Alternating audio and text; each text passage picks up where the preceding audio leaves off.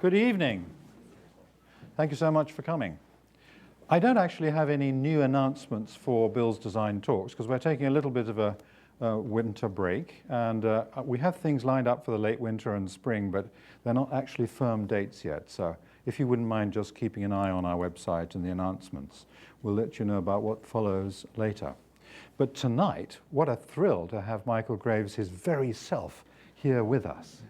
Practicing since 1964, 150 buildings, 1,800 products, has introduced design to so many people in the world. I don't even want to say a word more. I just want to hear what Michael's going to tell us. Thank you.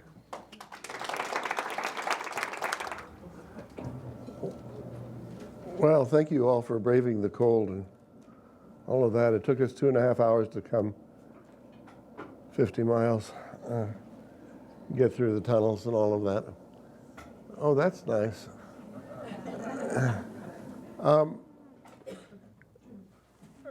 I met two of my best clients just in the hallway before coming up here, and I thought what a joy it was that I must have done a pretty good job with their houses because they came tonight. And then I reminded myself that about 2 years ago, Charlie Gwathmey was giving a lecture at Yale, and he and I had competed for an apartment on Central Park West for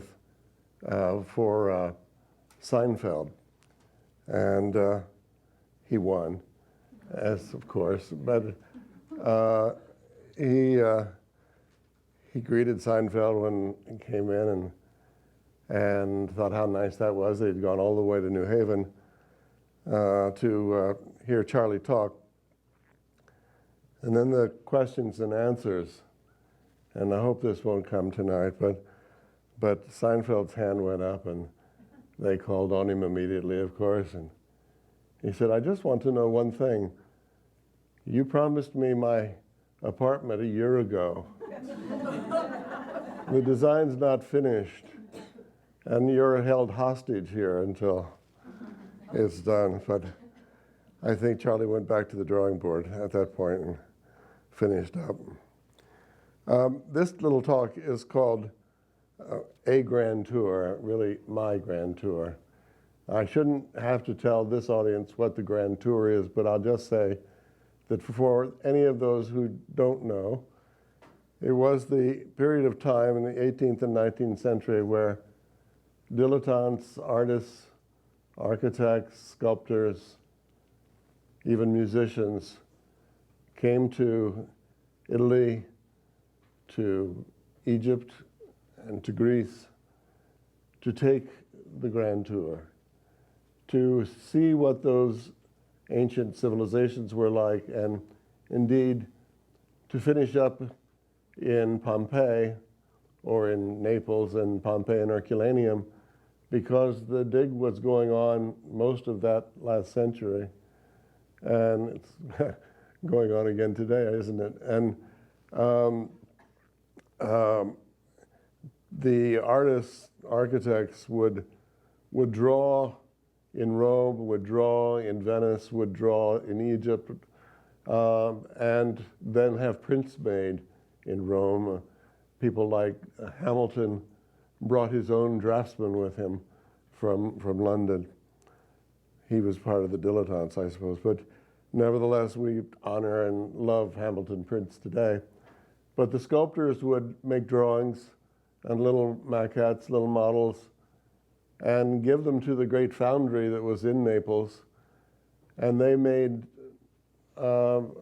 objects from figures that were being dug up in Pompeii at the time, and that the students had drawn from.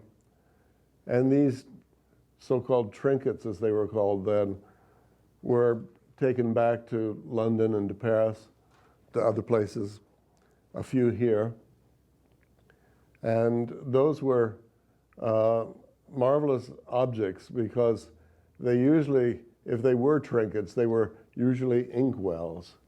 And they made the Temple of Vesta in so many different variations, and I have 15 of them myself, but they're all inkwells, so they all had a kind of use, and people kept them on their desks as paperweights and so on. But the Grand Tour was much frowned on for a very long time, but in the last 20 years, if you look at the auctions at Sotheby's and Christie's, you'll see that they've become quite dear, and the pieces are now extraordinarily expensive, so I've stopped collecting. But I brought a lot back, and I bought some in the 60s and 70s as well. Well, this handsome young boy here, his first drawing on the Grand Tour, I have to tell you that coming to Rome in 1960 was an extraordinary moment for me. I was educated in two colleges, one near my home in Indiana at the University of Cincinnati, where I didn't learn a whole lot, but I did learn to do Mies van der Rohe. Then I went to graduate school at Harvard, and Mies was, of course, frowned on there, and I learned to do Le Corbusier. I didn't know who Proust was, but I knew who Le Corbusier and Mies were. And so I didn't know architecture. I would go to dinner at the American Academy in Rome, where I lived for 2 years. And the scholars there were from classical scholarship in art history, medieval studies, Renaissance studies, musicians, sculptors, and yes, a couple of architects, who found themselves going almost mute because everybody else was talking about what they were doing and their discipline, and these were very, very smart people. And we felt, the other architect and I, felt as though we should spend our time in the library and try to get smart. During the day, I would draw every day. The weather looked like that. I guess I'm about 19 or 20 here. And you see I'm wearing a tie. It was thought to be a very good thing for anybody who was expressly American coming from the American Academy to be dressed in a sport coat and a shirt and tie. But here I am drawing on a piece of paper much too large because it wasn't until later I made friends with one of the painters, Leonard Anderson. Some of you know Leonard. But he said, Michael, if you draw this big, you have a fair chance of being able to look at your subject and draw it with some degree of certainty about the proportions of what you're looking at. But if you draw like this and you see my head is down, I'm looking back up, losing the proportion, looking back down again, simply to draw on this big piece of artist paper that I was given as soon as I got to the Academy. Now, you have to imagine this Hoosier, 20 years old, coming to Rome for the first time, and when somebody says, "This is your house," I felt very good. This really wasn't beyond me. I really thought this was something that I could get used to very easily. This is a building built by McKimmey and White in the 1910s to 12, I think, finished then, where the American Academy combined with the classical studies of Rome and formed one American institution. The French were first there. They were there in the 18th century. And we know that from the work of Ingres and Corot and other painters. But here is the building that McKim did. These are sculptor studios, if you don't mind, here and here and here. And the front door being there, the Academy has recently bought this building for married couples and their children. Children are not welcome every day in the Academy. Front door. And then a wonderful garden in the back, which is not a formal garden, but something from the Campagna. And a wonderful little building here that is 300 years old called the Casa Rustica, where one of the musicians would always hang out because they would bang on the piano, and that was kind of frowned on too. The front door, as you enter off the street, I was feeling very good about myself and my Prix de Rome at that point. Coming into the first porch of the loggia here, with fragments and ruins here, which are called spogli, spoils. And then into the loggia, one end being the library, and where this picture is taken from, the other end of this 1/4 of the loggia, where the front door is, with more spogli. And then looking across the loggia at more spogli on the walls. Here, this was a common practice in 19th and 20th century Rome, where you could prove your ancestry by the plaques and fragments taken from your site as you built your house. And then in the summertime, you eat out here. Not bad. But I told you about the dinner arrangements where the architects were nearly silent, except pass the butter. And I did at least, take myself to this room every night for 2 years when I was in the Academy, not traveling, and would read. And read architecture from one end to the other of this great library of the American Academy, one of the best in Rome, one of the best in Europe. My studio wasn't bad either. This is one corner of it. Skylight here, great, I'm sorry this is overexposed, but great view of Rome here down to the Corso and past the Acqua Paolo. And then just to the side here, you can't see it, but this was my terrace, looking back to the Corso way down here. But we're on the highest hill in Rome and looking across to the French, who are on the second highest.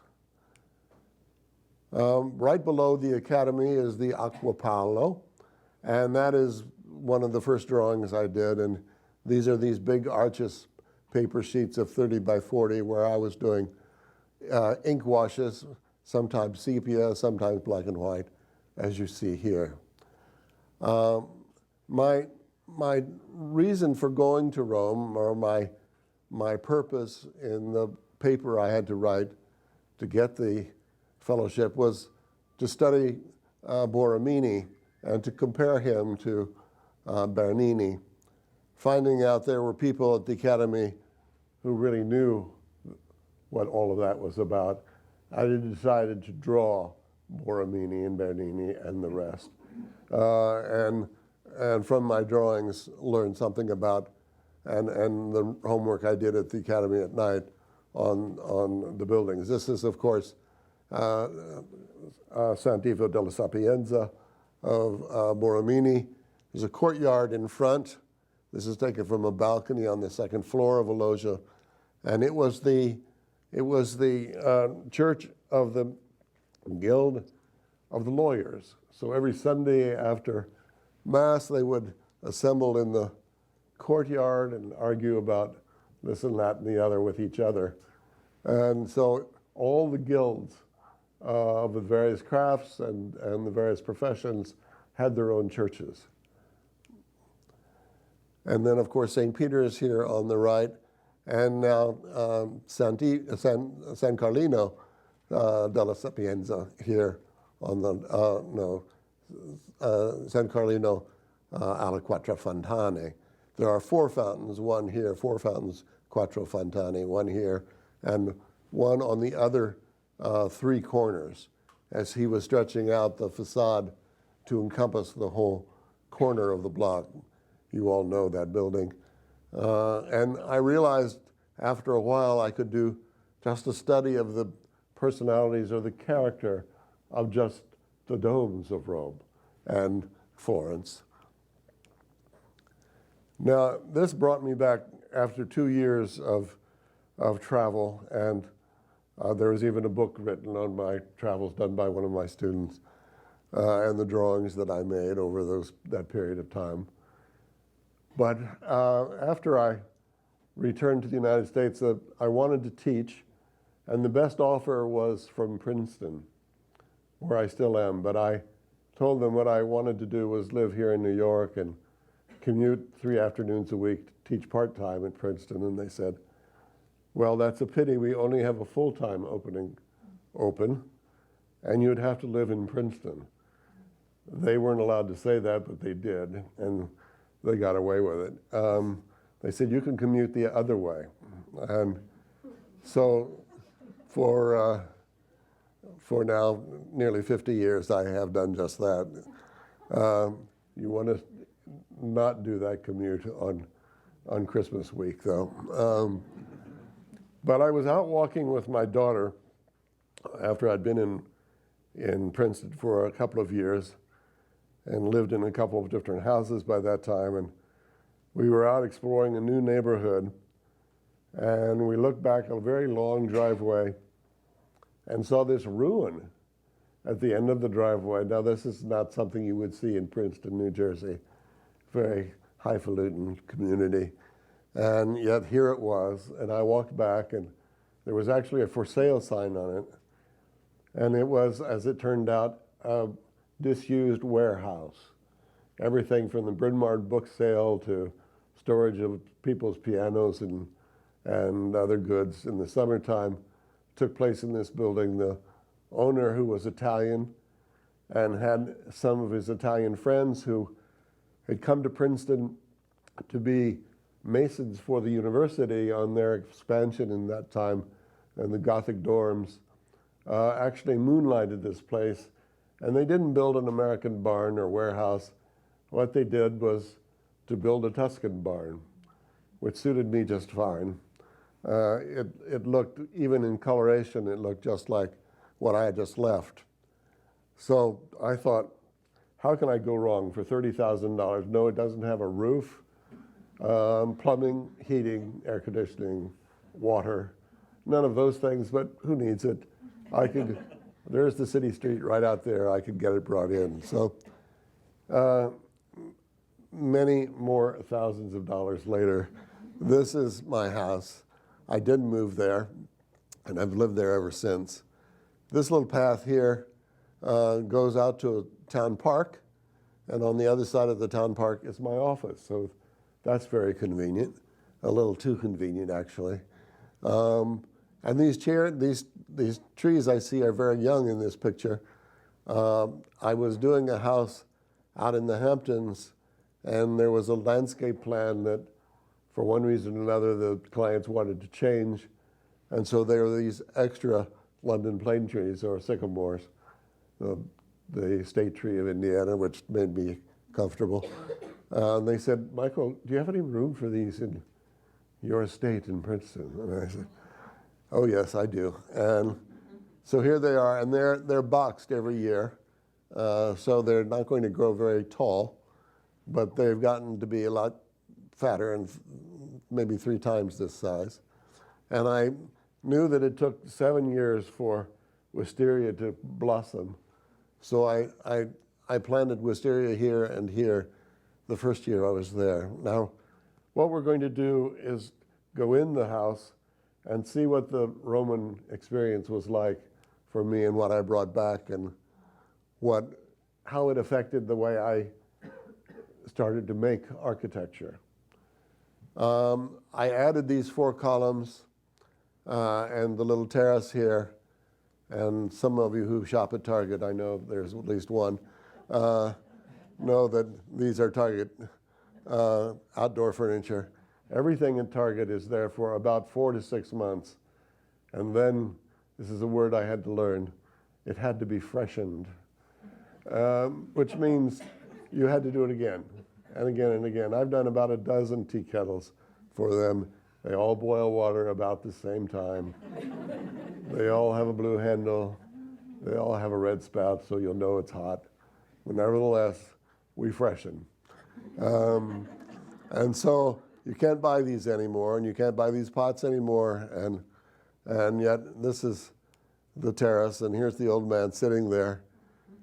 As I remember reading Matisse's biography at that point, and here are the trees, and then the gate out to the park beyond.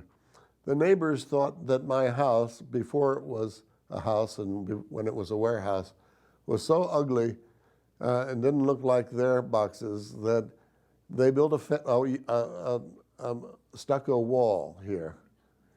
And it had ivy all the way up.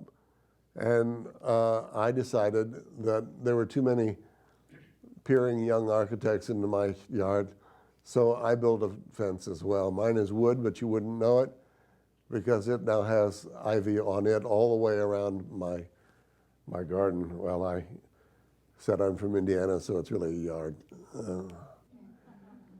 And I planted 4 rose bushes quickly, and this looks like this one lone rose has been photoshopped in, but I promised it hasn't, and what I need to do is Photoshop some more in, so you'll feel better about it. And then all of those drawings became paintings as I got back, and this is a painting of the entrance. These are the Lombardy poplars that I planted. That's the shadow of them as you come along that long driveway I told you about, and coming up here to the former entry of the warehouse. It's here now, and this is my elevator, which was added on just like I added fireplaces here and on the back side of the house.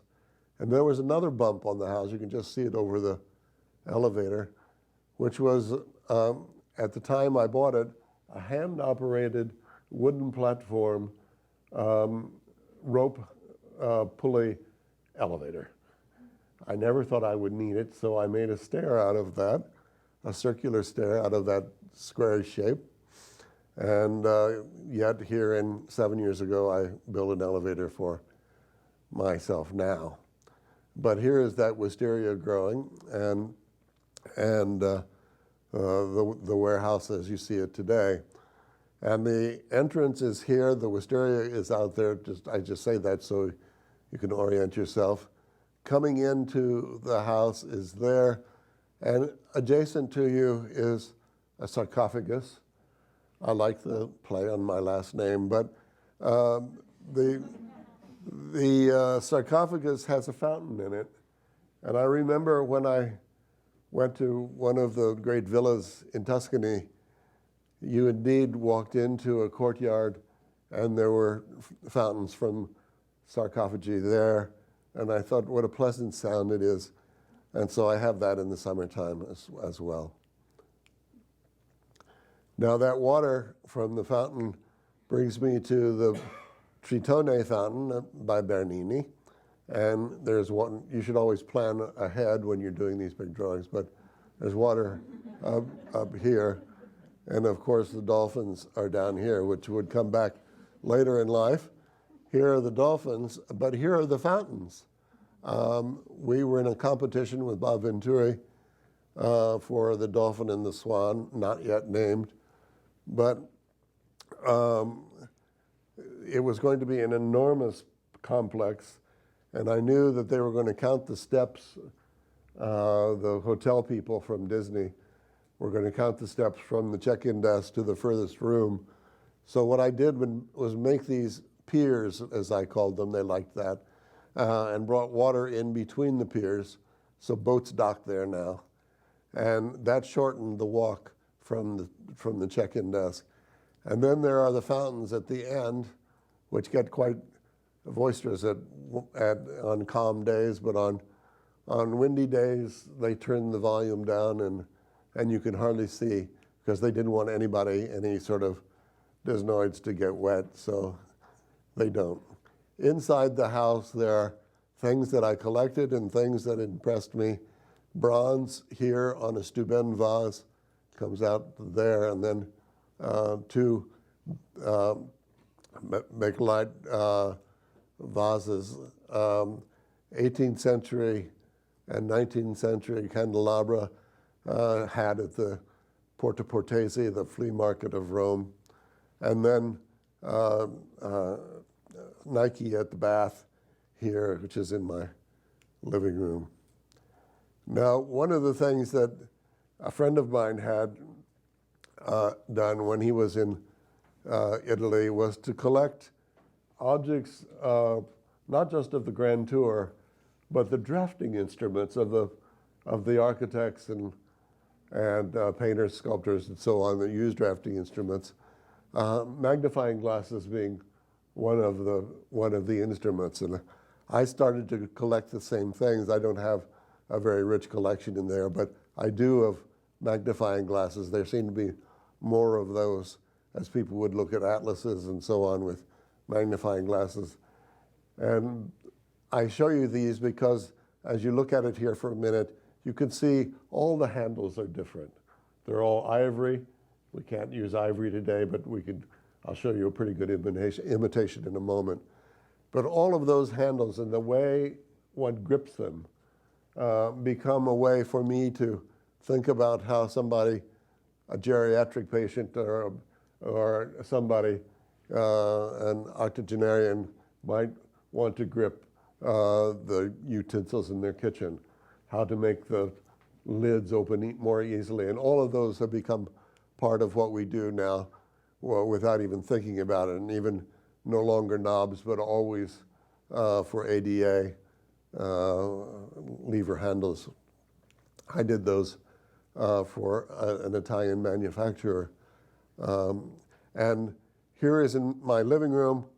Most of the furniture has nothing to do with the Grand Tour. It has to do with Biedermeier. All of this is Swedish, this is Russian. These are Scandinavian as well. And then two chairs that I designed for a hotel out in California. And we had a chance to buy the lounge chairs from those guest rooms cheaply, so I did and recovered them. The same room, and here's Nike at the Bath over here.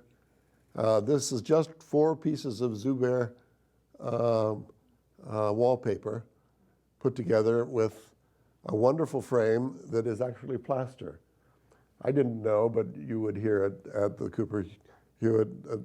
Period frames are generally plaster. And I didn't know that until I chipped one that I owned. But my model maker in the office said that he would like to make the frame. So he did, and it turned out brilliantly. Now, the warehouse had 44 little rooms in it, and some of the structure had to stay. It was awkward to use at times, but the living room is to our right here, and on the left is a necessary beam which tends to circle the room, and then there is a little room left over which I've taken down this wall, and now we have a niche for kind of quiet conversations here and a Prud'hon there, which is really the only original thing I have except my own drawings. Prud'hon was a 19th century French artist who, there was a show at the Met about 5 years ago. Some of you may have seen it. But this is good driving out evil. Here's evil, and he's just slain this fellow. And what Prud'hon did was he was commissioned by the French government to do one for the Ministry of Justice in Paris. And he did that, and for all I know, it's still there. But he got a lot of requests from other people who saw it, and they wanted a smaller version of it. Well, like any good classical painter, he had painted all the figures individually. So the reason I got this Prud'homme was that the dealer he was an antique dealer, not a painting dealer, in Rome, sold it to me for the cost of the frame. And it too is plaster. And by the time it had gotten to America, it had a few dings in it, so I saw that it was plaster. But he didn't care much for the painting. And the reason is that it's stitched together here and across here. You can just barely make it out there.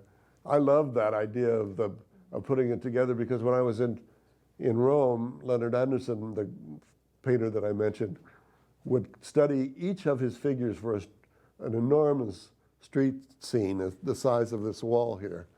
And each one was done individually. And they weren't collaged together, but he wanted to study all the different gestures that each of them made.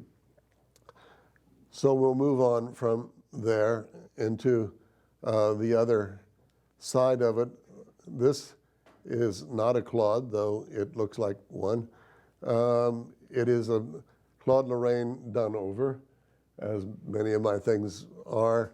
This was a dispute in a 19th century divorce where the winner of the coin flip would get the real Claude and the other would get a copy.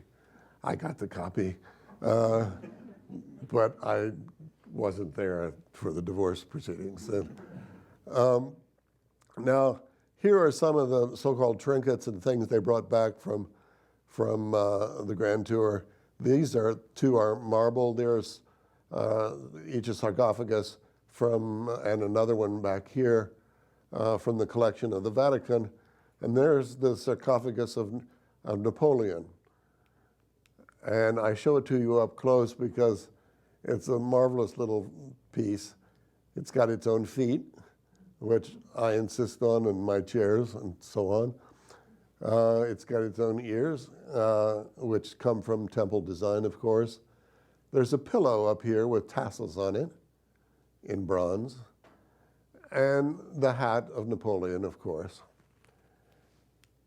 And then if you take the top off, you find the inkwell, which is here, and a little vial for powders that you would put over your drying ink. And then you take that off, and looking inside, you find Napoleon. So these folks had a sense of humor. It was nice. My library was once a big stair in the warehouse. I took the stair out, but the room was so narrow, I didn't know quite what I was going to do with it, except perhaps another stair. It was a pretty rickety stair that I took out. But I realized it was about the size of the stacks at the American Academy in Rome. And what better to do with my library than make a stack out of this looking one way and the other. Many of you are people who know the various architects in town, and Peter Eisenman, who's one of my best friends, came. No, it's true, he is one of my best friends. Came to the house for dinner one night, and he had heard about the library. Peter has probably the best 20th century collection of 20th century manifestos of the modern movement and so on. I believe he sold half of it to Yale and half of it to the CCA. So it'll be leaving America, but that's too bad. But here, my library is wider than Peter's in depth, but it is narrower in focus. I didn't focus so much on the modern movement. But he saw all this bird's eye maple, and he had a little catatonic fit, and he said, "How is it that you and Meyer can have such great libraries, and I have IKEA? What is it about you guys? How do you make your practices pay? What do you do? Look at this wood. Look at this wood. I can't stand it. Never mind the books. Look at the shelves." And I asked Peter to go tap on one of these columns, and he did, and he said, "It's hollow." I said, "Peter, it's PVC pipe." And it's pressed wood shelves, and it's all been phoned. So I pull the wool over your eye one more time, Peter. This is a library at the American Academy that I was asked to do after I had returned. This is only our extant building in Rome, but this had become become a photography studio, but it used to be the entry to the library. But they wanted to return it to the library, but wanted to make it a place for rare books. Adele Chatfield Taylor had seen my library and said that I couldn't use wood. Being stubborn, I said, well, how? Because there can't be inert materials, non-inert materials for rare books. So I made metal cages for them with glass on the facade, and then I could return to wood. As the reason I wanted wood was not to be stubborn, but because Stanford White and McKim had used wood in the room to the side of the normal library. Walking through the warehouse now, which is what I call my house, one of my students called it the House of Wares. But this is my dining room, evening time on the left and daytime here, going back into the pantry and the kitchen. That'll become important for later. And here's more grand tour. It's just everywhere in my house, with more Biedermeier as you see it here. You might see, if your eyesight's good, a chain that drops from the candelabra there. There are two of them. And in Pompeii, you would take your candelabra to your bedroom with you and hang it from a hook in the ceiling, and then blow that out at night and bring it back in the daytime. And so these are, again, copies of Pompeian finds. And on the mantelpiece, there is a Pompeian kitchen. This would have coals in it. You could call it the first Weber grill, I suppose. But and this is a volume of water and another little heating element there with a pan and more feet. And then the river god here to be the spout of that vessel. And everywhere in my house and everywhere in Rome, you find tripods. And the tripods are actually not Roman, they're Greek, because all the Greek tables, or most all of them, were three-legged because their floors were uneven. And so 3 points determine a plane, and so they were all three-legged tables. Or pedestal tables, like this Biedermeier one is, with klezmos chairs here, two of my favorite. And then another grand tour object from an American painter. This is Guido Reni's Aurora here, with Biedermeier cups along the way, which were important for me when I was making china for Swed Powell, for Alessi, and for Target. A little story here. This is the side of the dining room where I said there was only one original thing. This is original too. This is Joseph Hoffman. And I did a building in Louisville, Kentucky for Humana. And the collector, the president of Humana, collected De Chirico and Joseph Hoffman. And that was wonderful for me when I went to his house for dinner and so on, to see the De Chiricos, to see the Hoffman. And I was, after the building was under construction but not yet finished, I was already working on the Whitney expansion. You all probably signed letters against it. Woody Allen did. He didn't want jackhammers, he said. Anyway, I was early for a meeting one day at the Whitney, and I went across the street to Modernism and saw a pot like this. And I called Wendell Cherry at Humana, and I said, Wendell, I know you don't have this one because I know your collection, and it's one of his best. you've got to have it. And he was busy, he said, and he was coming to New York for a couple of weeks, but if it were still there, he would stop by and see what it cost and if he liked it and so on. And I said, well, fine. The next week, I was back from another meeting at the Whitney. They were weekly. I went across to look at it again, and it was gone. And I thought, well, he had his chance. And I didn't ever mention it again. And then the Humana building got finished, and there was a black tie dinner, of course, and dance and dignitaries and so on. And then there was the thanking of the mayor and the thanking of the contractor and the thanking of the architect. And so I came up to shake Wendell's hand, and I was walking back to my seat, and he said, oh, wait, I've got something for you. I'm sorry I don't have anything for anybody else, but he handed me a box which was about this big and that wide, and he said, aren't you going to open it? I said, I know what it is.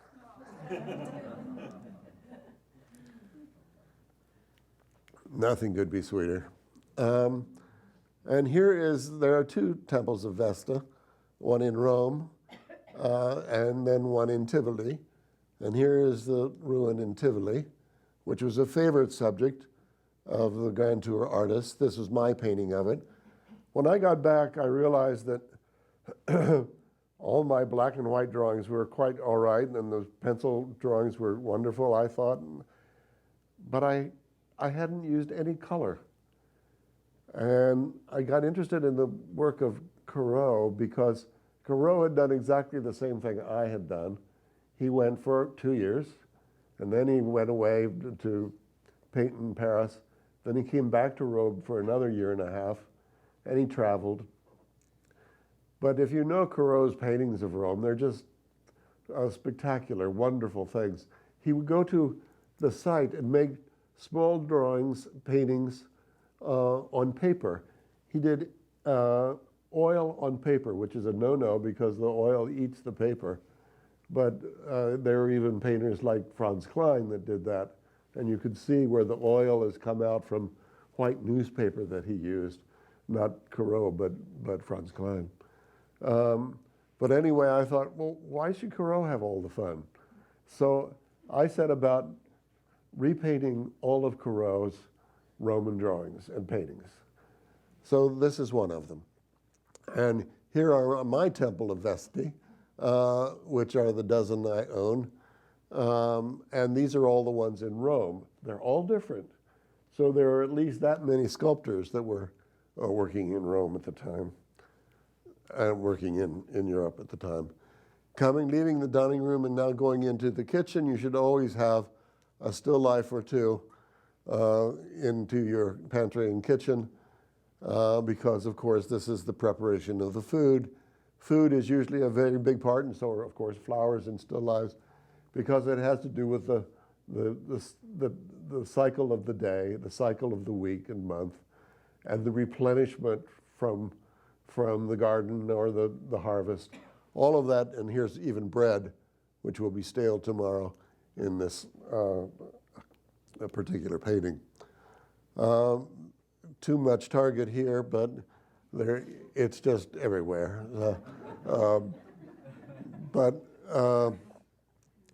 These are embarrassing. But then there are wonderful Greek, Roman, and Etruscan cups. Most of them were bought at flea markets, so I don't think I'll have to repatriate them. So they're in my breakfast room, which is here, like the Target chairs, but not the Target chairs. These have been photoed as well. These are Alessi and Alessi, and there's Caravaggio. Well, not really Caravaggio, it's copy. And then looking out to a little garden behind, there was a very, very elderly woman living in the house in front of me on that driveway. And I had designed my house with these two French doors because she said that I could use her her backyard, which she never entered as long as I knew her, if I would cut the grass. And I said, well, that's wonderful. And so I did. And then the town wouldn't let me open these doors because it wasn't my property. So this is after croakage. She croaked, I bought her house, it's my yard now.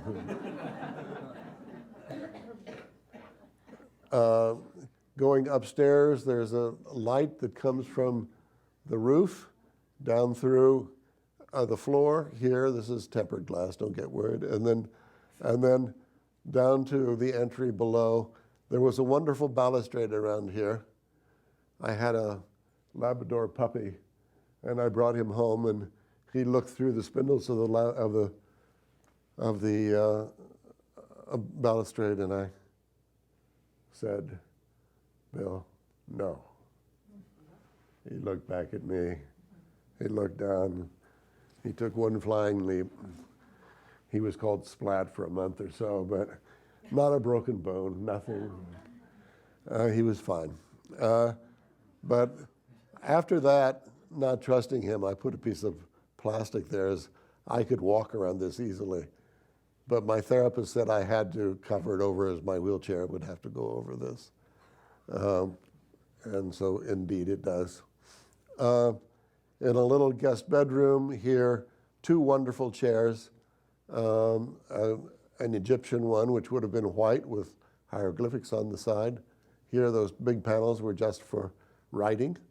And then a bent plywood back for an American Klezmos chair, 1910. So Charles Eames wasn't the first. And then a little study, which I made under certain duress. I had a girlfriend at the time who said that I was spending far too much time in the office. It was only a park away. And that I would have to bring my work home if this union were going to stay together. So therefore make a room for my work. So I made this little study. And she said, oh, by the way, while you're doing it, I know the warehouse has concrete floors, and you've done a marvelous job, Michael, in fouling the concrete to make it look like granite. But the rest of the house will be wood. Okay. So now we had half the house in concrete floor, and half you can just barely make it out here, half in wood. Got all finished. She said, that's fine, now I'm leaving. And she did. So nobody's ever sat at that desk. And I keep it to tell that story. In Rome, of course, there are shutters everywhere. They aren't decorative, of course. They're very useful. This one is actually on the Via Condotti. It's a good street to walk on, not to shop on. Inside there is two layers of drapery, white drapery, filmy that you can get light through, and dense drapery that you shut out the light. And then there is the roll-down shutter that shuts out the sound. And before the roll-down shutter, the wooden shutter. All of that should keep out the light and sound along a busy street like the Via Condotti. I owned, as I told you, I owned the house at the end of the driveway.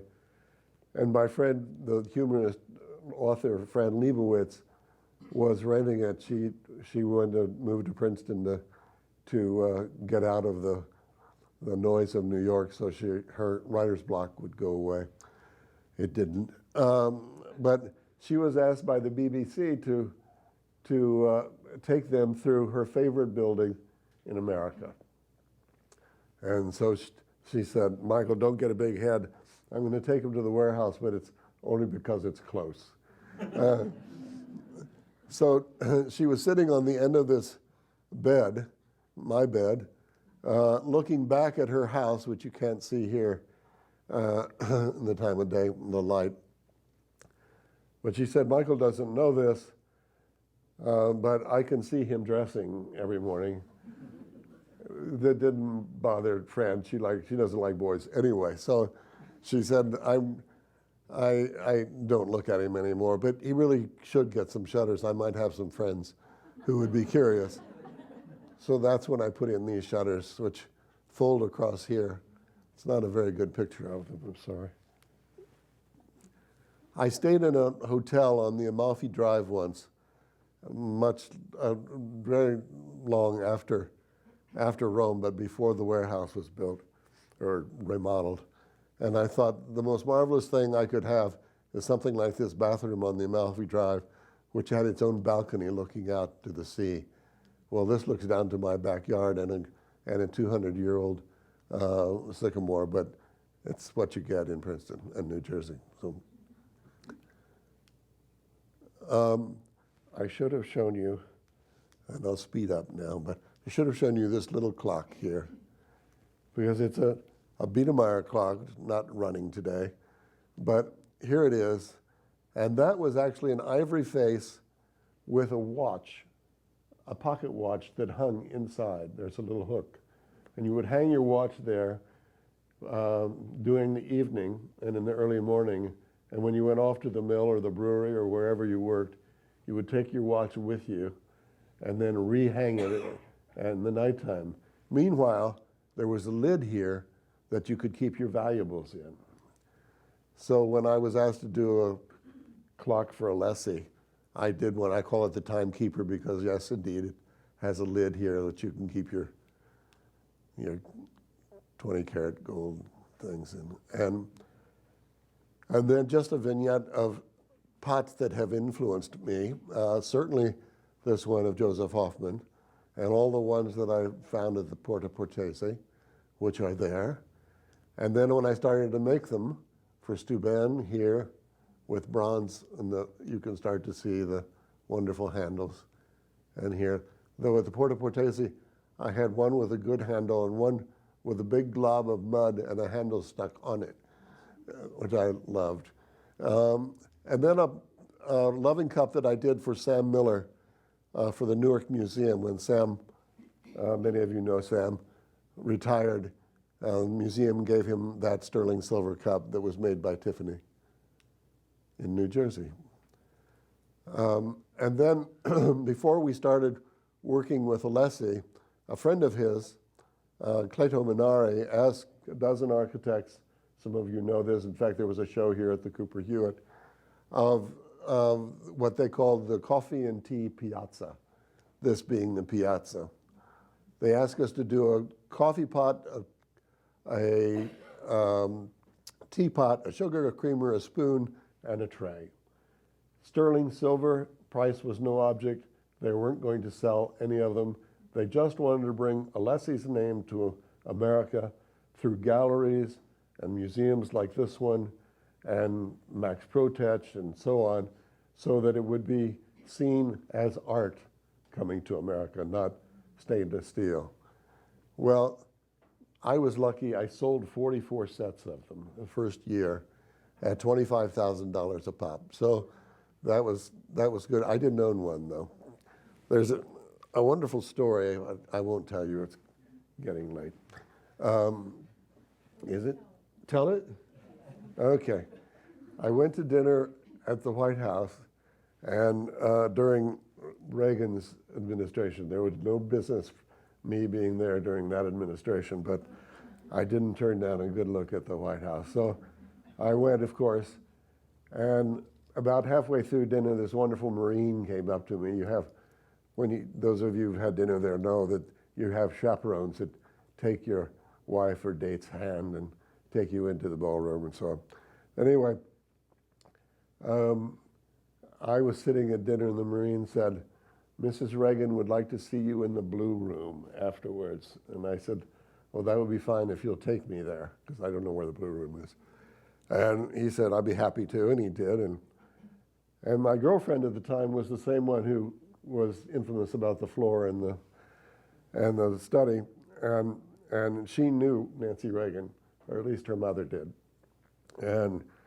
And so they greeted each other and were happy to see each other. It had been a long time since Hollywood days. And so I said something impertinent like, well, it's very nice to be here, the wonderful dinner and so on, but why am I here? And she said, I knew you would ask. She said, you're here. I didn't really say, why am I here? She said, she volunteered. She said, Michael, I wanted you to come because I have heard that you like the museum that's in the basement of the White House. And if you ever get a chance, go down there because you'll see all the flatware and the china of all the presidents and their stemware as well. And you can really see the difference in the various administrations. The frugal ones use the place settings of the administration before. She said, I, of course, know you're Alessi Coffee and Tea Piazza, and we would love one of those for our exhibition galleries in the basement to be on permanent view from now forever. And I thought, what a nice thing. I said, well, she said, would you donate one?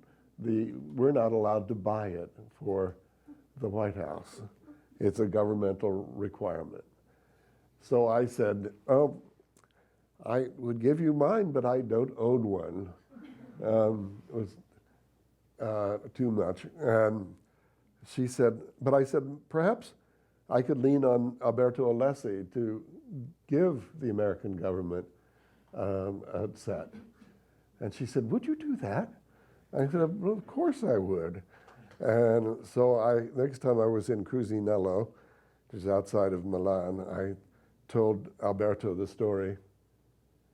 And he said in Italian, again?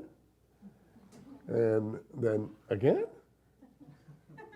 And I told him the story, and he said, in his heavy accent, he said, tell Mrs. Reagan and the American government that Italy says,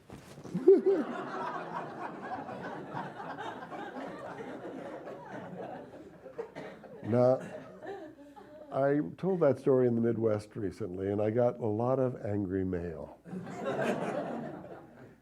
They thought I was a Democrat. And they were right. And then so the next time I saw Nancy Reagan, I told her the story. And she thought it was a big hoot. She thought it was the funniest thing she'd ever heard. And I told her if I ever owned one, I would give it to the White House. Well, I found one on eBay, but they're not getting it. All right, so here we are. My time with Alessi, quickly. You know the kettle, they have sold 2 million of them. That's a lot of kettles. I get 1/2 of 1 cent for each kettle. I didn't have a lawyer at the time. That changed. And then for Swid Powell, I did a coffee pot. The morning they called me, they said, what would you like to do for your first foray for us? And I said, I'd like to make a Melita maker. And so this is indeed a Melita system. There's a Melita top that goes on this. And then the level of the water and sugar and cream. And that takes us to Target. Yes, Target here, because I wasn't hired to make tchotchkes for Target. I was hired to be the architect of the scaffolding for the Washington Monument. Target paid for it, for the renovation of the Washington Monument, and they didn't want Christo, but they knew it had to be covered. So they said, can you do something with scaffolding? And so what we did was to make running bond here. That's a way of interlocking stones, the way the Washington Monument is made, but much smaller stones, of course. But we did that with the scaffold. Scaffold stands 4 feet out from the monument with a tray back to the surface of the monument, so the masons can repoint all the stones. But we hung a little drape on the inside of it, and then it was lit at night. And all of that was from Target. And then I got a call from my next best friend, Hillary Clinton, who said, Michael, could you, I had known her by that point, but she called me and she said, could you ask Target to rent the scaffold for 4 more months because the renovation was finished and they wanted to take the scaffolding down because you rent scaffolding and not rebuilt somewhere like this. Though they were threatening to do it in Minneapolis, they didn't. And I said, I'll certainly ask, and I knew, unlike the last request, they would say yes, and they did. With no hoopla or anything, or these are Target's 4 months or anything like that, they just did it. And so this became the place for, as Mrs. Clinton said, Paris has the Eiffel Tower, and we always put the Eiffel Tower on the front of Time magazine. It's better if we have the Washington Monument with your lit scaffolding. So that's how that came about for the turn of the millennium. Got to go to dinner again. And then we started with 6 different objects for Target. They said, could you make a few things, and we would just test the waters. I had lunch with one of the vice presidents after the scaffolding was a success, and they said, we've been knocking you off for 20 years, and we think the only thing that can set us apart from the other big box stores is design, because it isn't location, we all go to the same locations. It isn't price, we all have the same price. So he said, but they don't have design. Martha had just gone to wherever that was. Where was it? Yes. She left. But she selects things, and so that was easy for them to make that leap. Ours, we had to draw it and make models and so on. And they asked us how we wanted to start. I gave them a list of some kitchen stuff and toaster and blender and this chess set, because I knew the Bauhaus chess set here, which fits neatly into a little box right there, but I always thought it was a little too abstract. So I always wanted to do my own, so I got to do that here, and that fits neatly in here with checkers as well, if you're not too smart. But from that first 6, they liked what they saw, and they said, keep going. We're not going to open it yet. We're not going to put it on the shelves yet. Go, go, go. And we did about 100 different objects, lots of kitchen gadgets and things like that.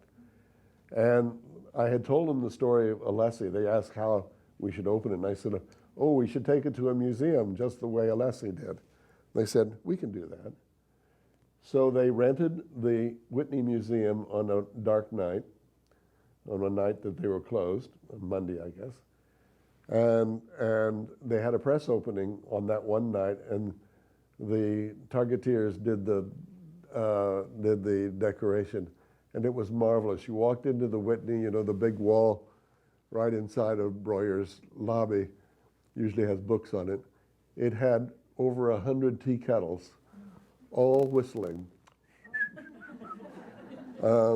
And they had some calliope going and so on. So that was interesting. They made a clock out looking like this, but every number was made with one of these clocks. So it was a clock, as one of my students says, ginormous in size.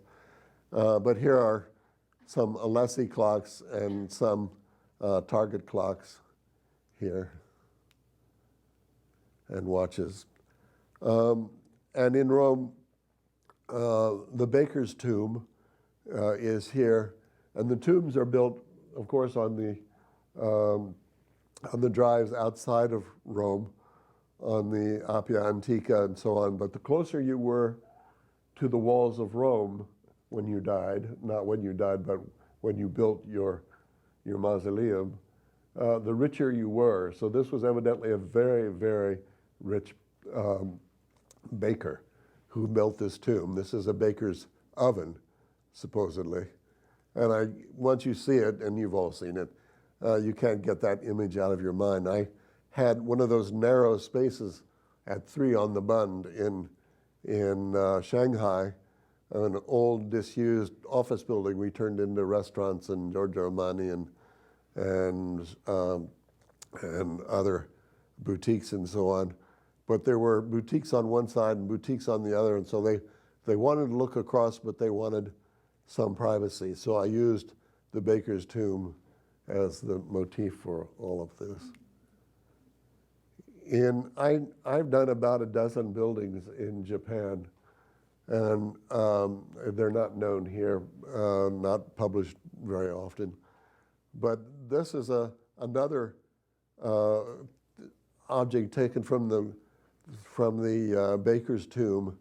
Imagine this with just round portals. Here they're square portals, but this is a typical office building with lunch and training and other things glommed onto the sides.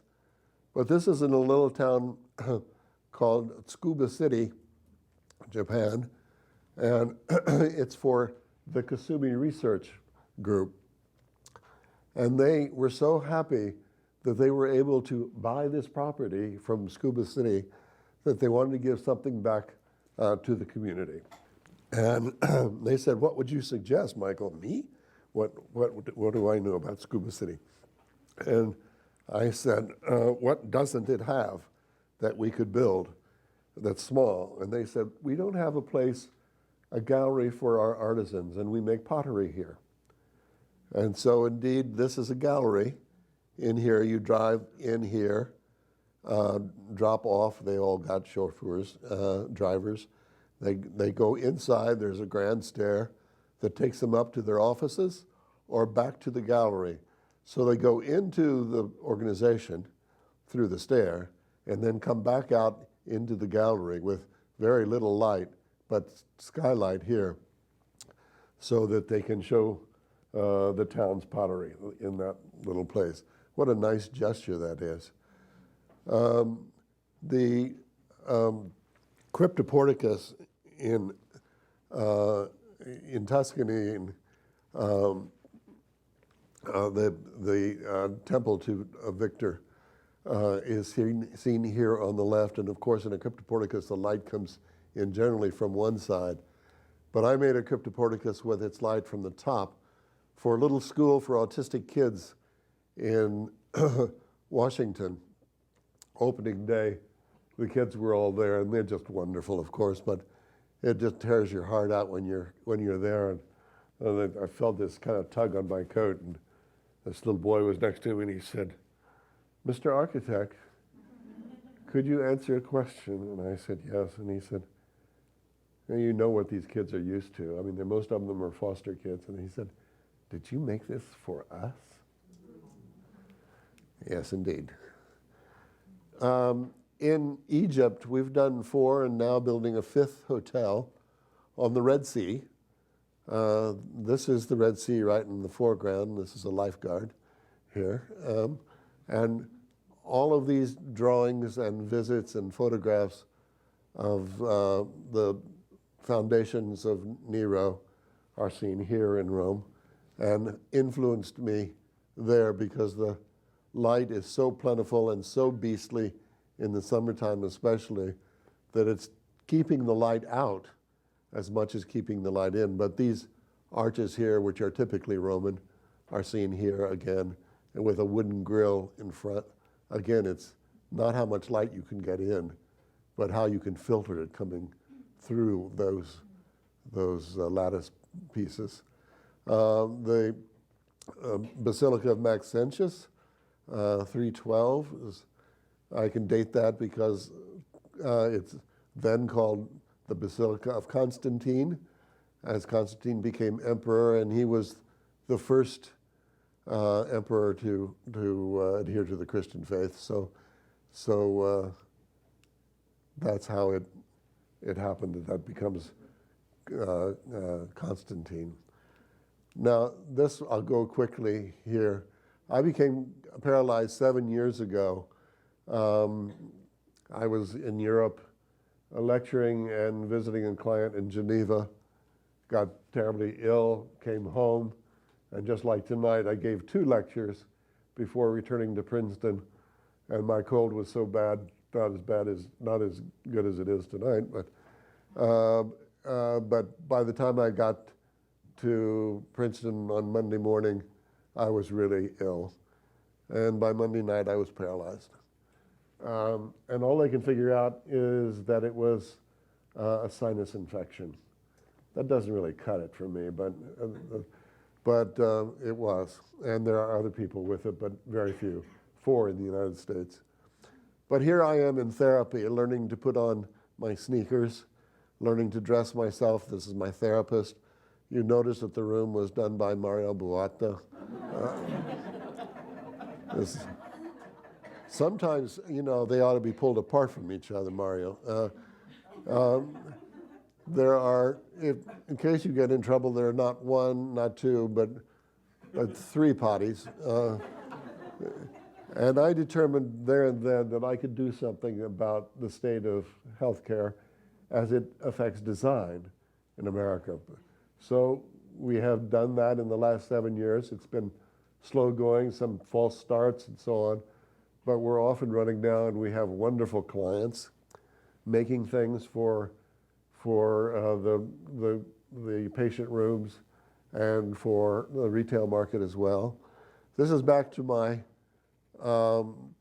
my shower in my own house in the warehouse, and here is a horizontal drain which we've circled there, and all the water that comes out of those double heads here in the showers, the 2 shower heads was just wishful thinking when I got back. But no water comes out here at all. And so in a huge project that we're finishing up in Singapore, 6 hotels, in a theme park and a museum and so on, all our hotels will have floor drains like this. So all rooms will have a way for somebody like me in a shower chair to get into shower. A bar on the side just doesn't cut it for me. I'm never out of this chair. We've done almost no healthcare facilities. This one in Tallahassee, Florida, and this NovaCare Center, which, except for where the Eagles work out here, is all therapy. And then we made rollators here that have dual use. You can be pushed, those are brakes, pushed here and acts like a wheelchair. If you want to sit down and get rid of the footrest, you flip the back to the other side, that just moves over here. It's flexible and you can sit down. There are people like Chuck Close who can actually move along, or used to be able to move along with his feet. And then it collapses after you're finished at the mall, and you can put that in the trunk of your car. This is a bed seat, or pardon me, a bath seat with elliptical legs, so that when it comes, all of this stuff has to come in a box, and it has to be a flat box so it can be shipped. China, read China. And so somebody in their home has to be able to put this together.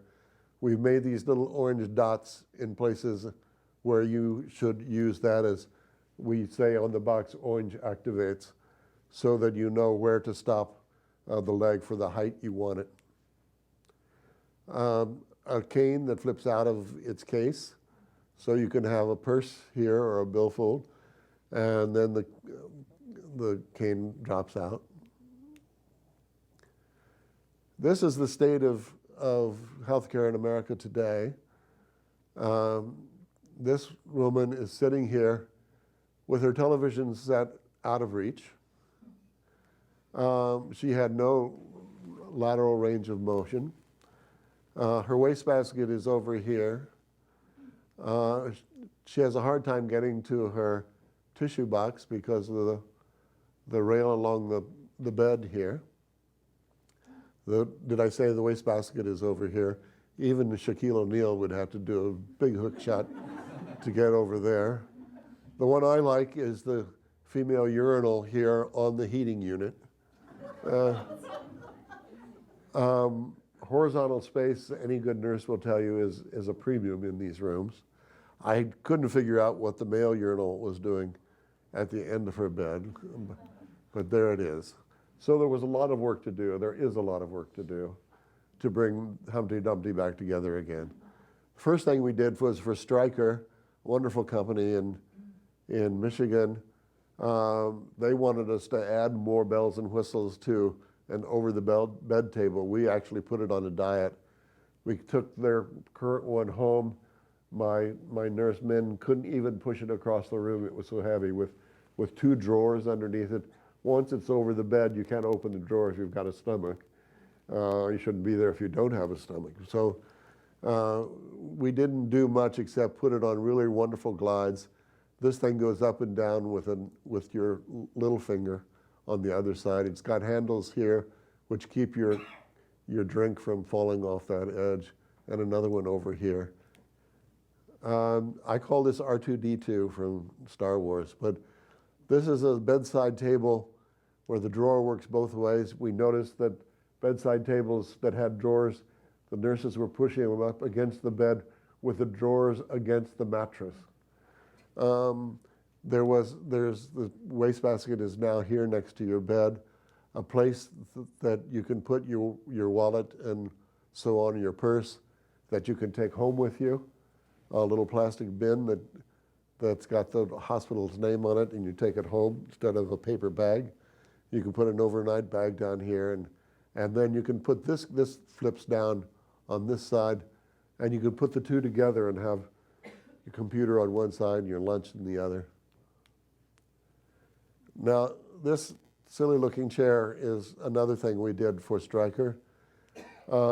Somebody sitting back in the chair would be back here, of course, but if you're obese and you need to get out of this chair, you don't have much of a chance, or getting out of bed in the morning is a huge task and so we wanted to make a geriatric chair that could really be useful. So one of my draftsmen is pulling himself forward with these handles that look like a shepherd's crook. They're out forward of the chair, and now he's in a position which is crucial for those people, even for you if you have problem getting into a standing position. But here he's looking at a place in his stance called nose over toes. Easy enough to remember. Once you've done that, your equilibrium is forward of your back.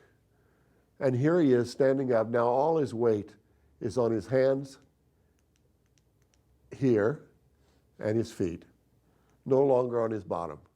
And here he is standing. Now I'll show you the chair. There it is. It's simple enough. It was just this move that allowed it to be used by a lot more people. It's got 2 little catches in back. People evidently, when they go into a hospital room, put a sheet over the furniture because they don't want somebody else's germs. And so we've got 2 little catches in back that hold that sheet, and so it doesn't fall. And here's an ensemble of things that we did for them in various finishes. And the room as it's finished. This room is actually being built in Hopewell, New Jersey, at a new hospital there. The last project I'll show you is this thing in Singapore. I'll be quick. This is a maritime museum, 6 hotels scattered out throughout the property, a universal theme park, which we did not do. And all of this is carried underneath by a casino. Casino pays for everything. The hotels cost money. The casino pays for the whole ensemble of stuff. Think of that the next time you go to Las Vegas. This is one of the hotels, one of the first hotels built, and there's a mural that I did behind the bed. And then there are 2 niches here with 2 more murals. I'll show you those. I did a still life, and it was graduated into micro mosaics for the bathroom, wall sized. So that's fun to see, for me at least. That's a lot of movement on the walls. Maybe it could be a little calmer, but they wanted a lot. Their favorite colors were red and gold. This is one of the niche paintings here. and my photograph of Rome, and more niche, and more over the bed murals, and then over the reception desk, that's actually 33 feet long. And here's the beginning of repainting Corot. This is, of course, the Appia Antica with the Aqua Claudia coming into Rome there, which he did, and I thought, what a good chance to do clouds. And there they are. And here's the flatware, the chinaware for our hotel, in our first hotel. The hotel, I'm sorry to tell you, it's called Hotel Michael. I didn't name it. The client did. But it has an Italian restaurant in it, which suits me fine, called Palio's. And so this comes from the Palio flags. And I ordered this china. So if you come to my house, this is what you're going to get. And the flatware as well. I did that for the hotel. And they liked it so much they're putting it in all 6 hotels. No royalties. For the stemware, I make sketches. I should have them here. Sketches in a sketchbook, and then those are transferred to the computer. That looks real, but it's not. And then to models, and then the models to the real thing, which I showed you already. Same thing here. These were vase studies for the hotel. This was a light fixture, actually, in alabaster for night light in your hotel room. More Corot through me. This is one of the little Corot studies on paper. He went to a place called Narni. This is the bridge, the ruined bridge at Narni. And then he went back to his studio, and look what happens to this painting. It gets filled out. Here's the shepherd here, and the shepherdess. And my first sheep, I got to paint sheep. And then the bridge at Narni with new trees. All of this is theater when it comes to Corot. And I liked his so much, I thought I would do my own. So I'll finish tonight with a quick run through of what I do these days, evenings and weekends, my own landscapes and ruins and Rome and Minerva Medica. I bought a little head in Rome after the Academy. When I went back, I was a trustee of the American Academy in Rome, so I got to go back and I bought a little head that's no bigger than this, which I use with some of my pots. It's the Miranda in me coming out. And then slightly more surreal.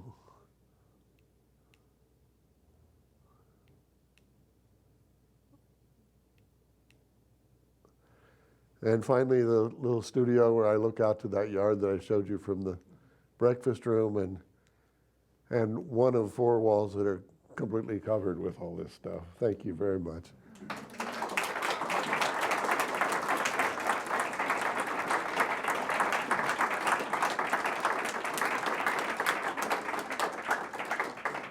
It's true we don't have time for discussion, but hasn't it been worth it to see more lovely material? So thank you, Michael.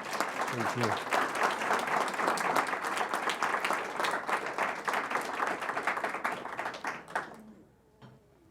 I knew if I talked long enough, you wouldn't be able to ask me where are your designs.